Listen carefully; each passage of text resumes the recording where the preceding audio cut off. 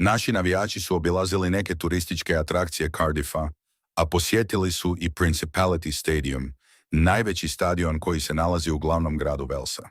Tamo se povela pjesma Hajmo Bosno, hajmo Hercegovino.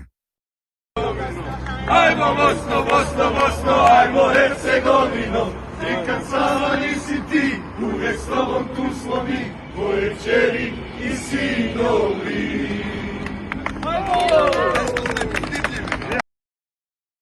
Brojni navijači iskoristili su vrijeme uoči utakmice za posjetu strogom centru Cardiffa i lokalnim pubovima i restoranima.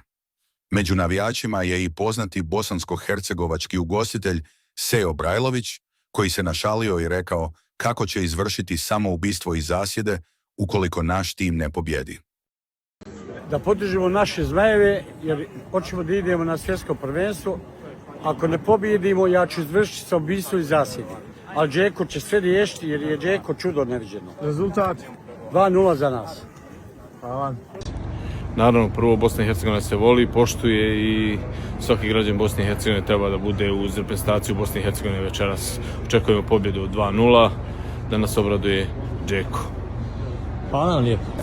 Očekujem pobjedu Bosne i Hercegovine 3:0. Mislim da ću dati golove, će sve dati Kerim Ajlebegović, Ešmir Bajraktarević i Amar Dedić. 3:0 će biti. I još nam samo reći kako se zoveš Arif Nukić. i koga pozdravljaš? Pozdravljam sve građane Bosne i Hercegovine. Hvala lijepo, bravo!